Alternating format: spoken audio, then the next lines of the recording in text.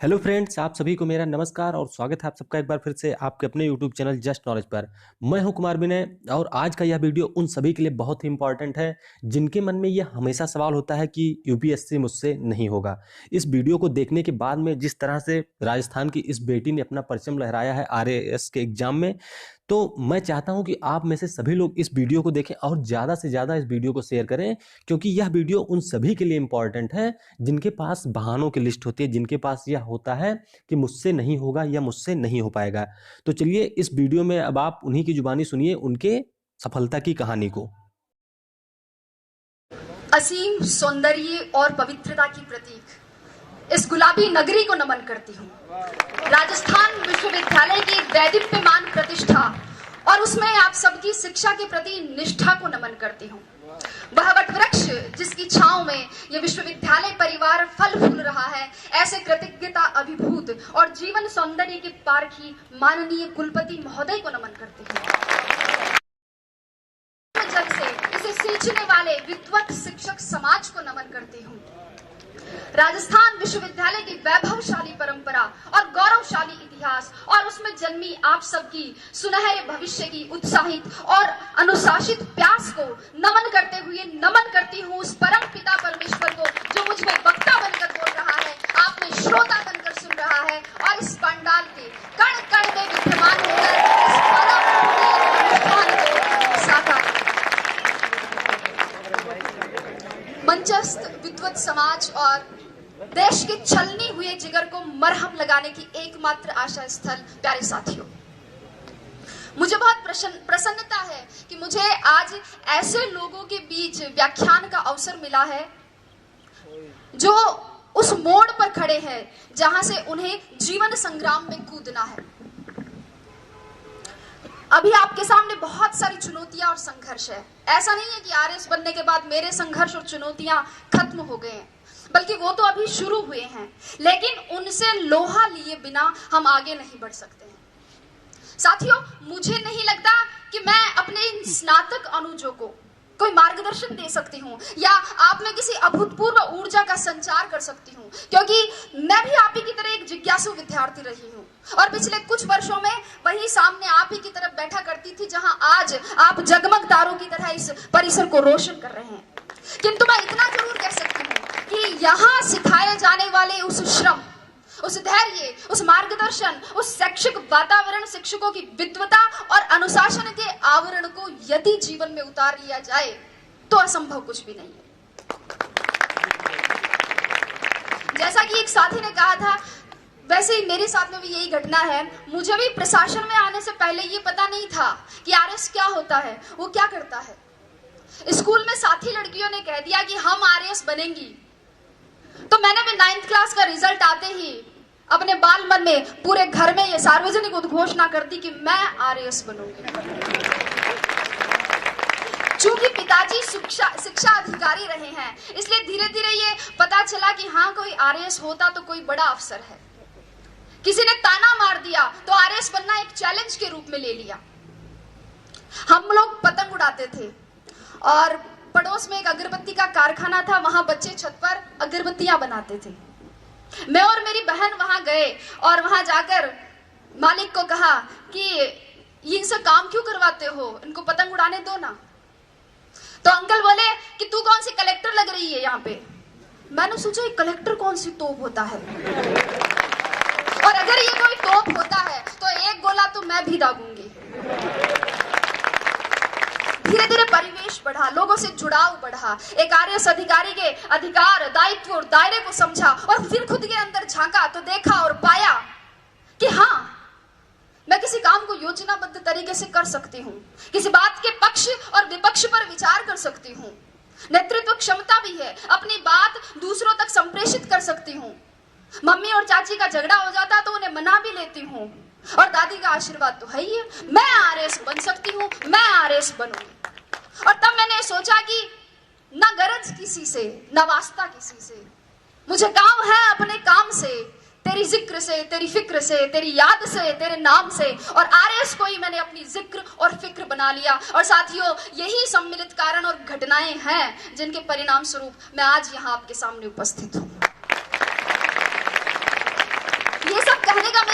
सिर्फ और सिर्फ इतना ही है कि आप सब ये तय करें कि आप आरएएस आईएएस क्यों बनना चाहते हैं, अपना उद्देश्य निश्चित करें। आपके भी आरएएस आईएएस बनने के मेरी तरह अनेक कारण और बहुत सारी प्रेरणाएं हो सकती है, लेकिन अब समय यह है कि समय रहते उनको पहचान। रिजल्ट आने के 5-7 महीने तक मुझसे एक सवाल बार बार पूछा गया और शायद उसी सवाल का जवाब देने के लिए आज भी यहाँ बुलाया गया है कि आपकी सफलता का रहस्य क्या है, उसका मूल मंत्र क्या है। साथियों, और मेरा जवाब हर बार घुमा फिराकर एक ही होता है, परिश्रम, परिश्रम और परिश्रम। लेकिन ये समयबद्ध, सकारात्मक और लक्ष्योन्मुखी होना चाहिए। टॉपर कोई भी हो सकता है, आवश्यकता सिर्फ लगन, मेहनत और धैर्य की है। थोड़ा संक्षेप में बात करते हुए अब मैं आती हूँ परीक्षा के विविध स्तरों पर। जैसा कि आप सभी को पता है, परीक्षा के 3 स्तर है। संक्षेप में ही चर्चा करूंगी। प्रारंभिक स्तर पर, प्रारंभिक परीक्षा के लिए एक एक बिंदु की तैयारी के लिए सटीक और स्पष्ट तैयारी की जरूरत है। और यहाँ नादानी करने का मतलब है अपनी पतंग खुद काटना। वस्तुतः दोस्तों, प्रारंभिक परीक्षा की तैयारी मुख्य परीक्षा के दृष्टिकोण से करनी चाहिए और बिना किसी शॉर्टकट की उम्मीद लगाए करनी चाहिए। जिस व्यक्ति ने कभी हाथी नहीं देखा है, अचानक उसके सामने अगर हाथी आए तो क्या होगा? डर जाएगा। इसलिए आप पिछले वर्षों के, चाहे प्रारंभिक परीक्षा हो चाहे मुख्य परीक्षा हो, पिछले वर्षों के प्रश्न पत्रों का विश्लेषण कर सबसे पहले अपने डर को दूर भगाएं। अक्सर विद्यार्थी इस असमंजस में रहते हैं कि तैयारी कहां से शुरू करें, कैसे शुरू करें। मेरे हिसाब से 9वीं 10वीं की मानक पाठ्य पुस्तकों जैसे एनसीईआरटी बुक्स, इनसे सबसे पहले अपना आधार मजबूत बनाएं और फिर इसके साथ ही किसी एक राष्ट्रीय और राज्य स्तर के समाचार पत्र या और किसी एक मासिक पत्रिका का नियमित अध्ययन करें। जो बिंदु समझ में नहीं आए उन्हें याद करने के लिए नोट्स बना लें और परीक्षा से पूर्व उनका अधिकाधिक रिवीजन करें। ये थी प्रारंभिक परीक्षा। मुख्य परीक्षा की बात करें। मुख्य परीक्षा वास्तव में इस परीक्षा का निर्णायक चरण है, जिसका इस परीक्षा में 88% योगदान है। और यहां ध्यान दीजिएगा, यहां उत्तर की कसावट और उसका सर्वोत्तम प्रस्तुतिकरण ही कामयाबी का मूल मंत्र है। मुख्य परीक्षा से पहले इन प्रश्नों पर विचार करें कि परीक्षा का पाठ्यक्रम किस प्रकार का है, पैटर्न किस तरीके का है, सवाल पूछे जाने का ट्रेंड क्या रहा है, मानक पाठ्य सामग्री कहां से और कैसे मिलेगी, उत्तर लेखन के लिए रणनीति और समय प्रबंधन कैसे करना है, पूर्व में सफल रहे अभ्यर्थियों की क्या रणनीति रही है, कितनी मेहनत जरूरी है, कितनी मूवीज और पार्टियों में नहीं जाना है, कितनी गप्पे एग्जाम के बाद के लिए छोड़नी है, व्हाट्सएप को मोबाइल में कब तक अनइंस्टॉल रखना है। इन सभी प्रश्नों के सवाल आप खुद खोजें और अगर नहीं मिले तो आप कुलपति महोदय को धन्यवाद दें कि उन्होंने इसका समाधान करवा दिया। दोस्तों, वास्तव में प्रत्येक अभ्यर्थी, प्रत्येक विद्यार्थी के पढ़ने का तरीका, उसके सोच की गहराई, पारिवारिक परिस्थितियां और समय की उपलब्धता अलग अलग होती है। अगर आप इन सवालों के जवाब खोज लेते हैं तो आपकी आधी समस्या का समाधान हो जाएगा। अब बात करती हूं साक्षात्कार की। जैसे कि पुष्पा जी ने कहा था कि साक्षात्कार आपके ज्ञान का नहीं अपितु आपके व्यक्तित्व का परीक्षण है। साक्षात्कार में सामान्यतः एक अभ्यर्थी की मानसिक सजगता, ध्यान दीजिएगा, मानसिक सजगता, समीक्षात्मक दृष्टिकोण, नेतृत्व, निर्णय क्षमता, रुचि की विविधता, सामाजिक संगठन की योग्यता, बौद्धिक और नैतिक ईमानदारी और इसके अलावा आसपास की घटनाओं में, आसपास की परिवेश में घटित हो रही घटनाओं में अभिरुचि और दृष्टिकोण की गहन जांच होती है। सभी प्रश्नों का उत्तर देना एक अच्छे साक्षात्कार का प्रतीक नहीं है और कुछ प्रश्नों का उत्तर न देना साक्षात्कार के बिगड़ने का परिचायक भी नहीं है। वस्तुतः ये तो सामने आ रही आपकी अवधारणाओं और आपके हाव भाव पर आधारित है। महत्वपूर्ण ये नहीं कि कितने प्रश्नों का उत्तर दिया, अपितु ये है कि उत्तर किस प्रकार दिया। अक्सर विद्यार्थी मुझसे पूछते हैं कि मैडम साक्षात्कार के लिए कक्ष में जाने से पूर्व क्या करें, दरवाजा खोल के अनुमति कैसे मांगे, हिंदी में मांगे या अंग्रेजी में मांगे। कुर्सी पर उनके कहने पर बैठे कि खुद बैठ जाए, बैठते वक्त हाथ टेबल पर रखे, पांव पर रखे, सिर पर रखे, कहाँ रखे। लड़के पूछते हैं कि मैडम टाई लगाएं, टाई के साथ कोट भी पहने, क्या शेविंग करें या नहीं करें। और लड़कियां भी पूछती है कि साड़ी पहने, सूट पहने, सूट पहने तो मैचिंग का ब्लाउज पहने, क्या मैचिंग की nail polish, sandal, earrings, purse, bangles, blah blah blah. लेकिन अगर चर्चा करें तो ये एक ऐसा विषय है जिस पर पूरा दिन खर्च किया जा सकता है।